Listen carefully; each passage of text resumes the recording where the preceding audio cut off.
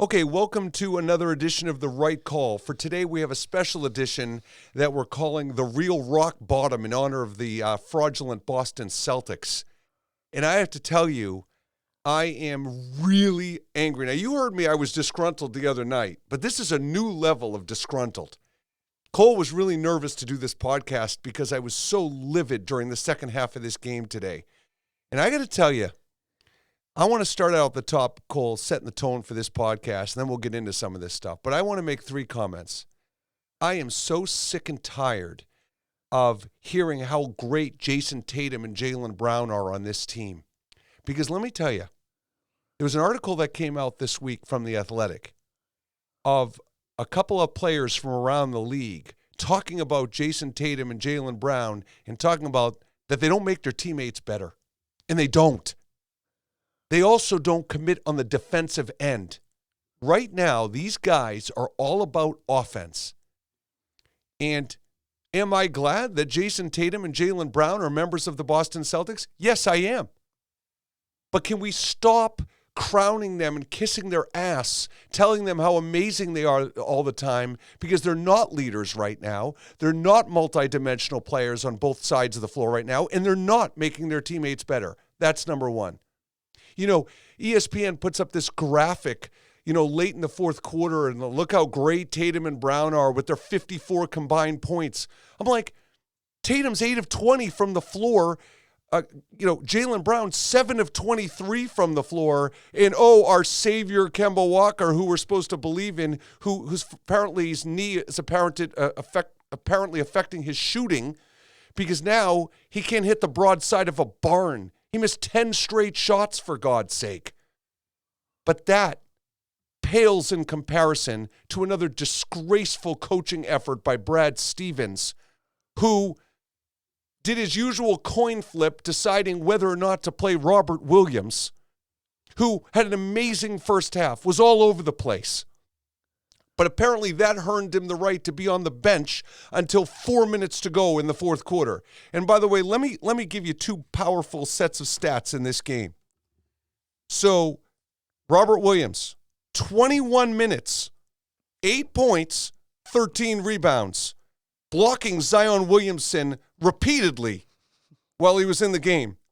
But Brad Stevens' personal servant, Daniel Tice, played 39 minutes. 39 minutes. And brace yourself, Cole, for these alarmingly amazing stats of 5 points and 6 rebounds in 39 minutes. I mean, I have to think an NBA player stumbles into 5 points when he's out there for 39 minutes. So this is the guy that Brad Stevens wants to put out on the floor, the guy that Zion Williams, we could actually visibly see him drool every time Tice was guarding him because he was so excited to abuse him on the way to the basket. Now, Cole, I have to ask you, I mean, this to me is we talked about the loss to the Pistons and the loss to the Wizards, and it couldn't go back worse than that. And then they lose to the Hawks, but then they beat the Hawks. Oh, this is the real Celtics. Cole, is this not the real rock bottom for this team? First off, that's certainly not for the Celtics. No, definitely not for the Celtics. I mean, it's for your incredible rant, and I think in your incredible rant, you told the truth. I think the Celtics really hit rock bottom here, coughing up a 24-point lead to a now 13-17 team.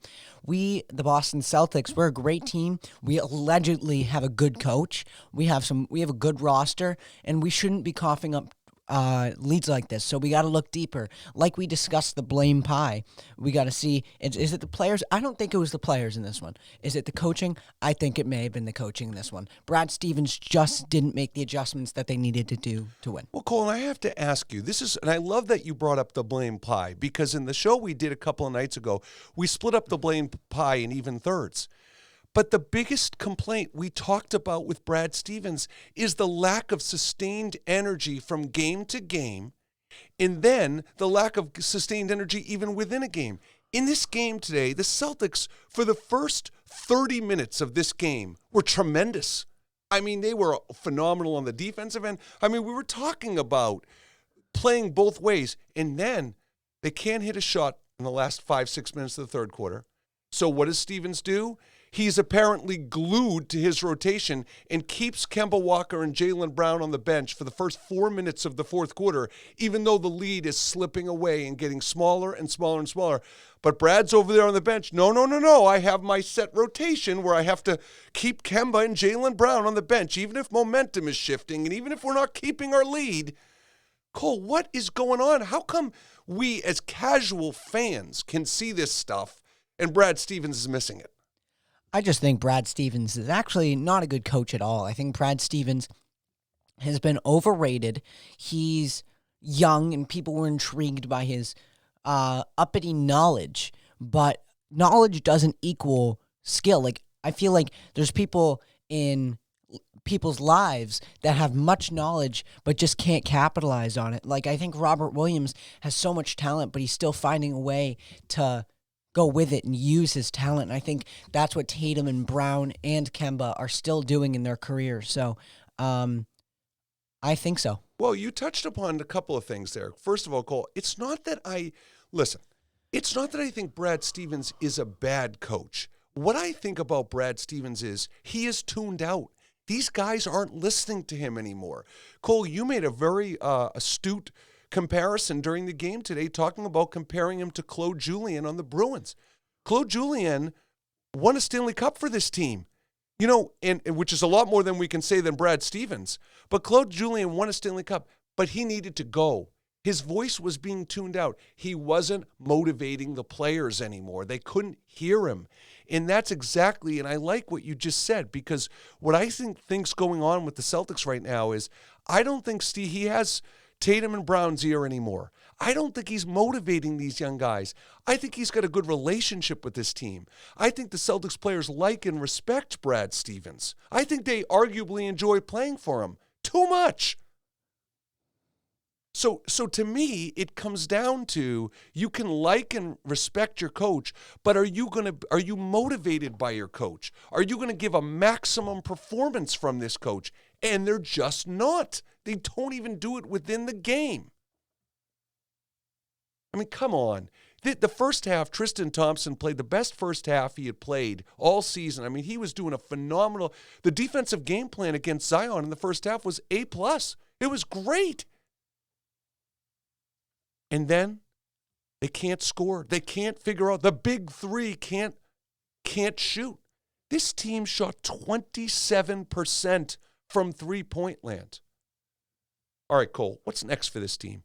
Because it's a mess. They've got the Mavericks on Tuesday night. The Mavericks, who have been an enormous disappointment this season. They definitely need to make some moves at the trade deadline. I don't know if it's whether getting a knockdown shooter to help Tatum and Brown. I don't know if it's getting a center that can be dominant inside on offense and defense. I honestly think the player they need to get at the trade deadline is Rudy Gobert. I think that Rudy Gobert would be an amazing fit for this team. He's a above average post scorer, and he's the best post defender in the league. So I think that's what they need.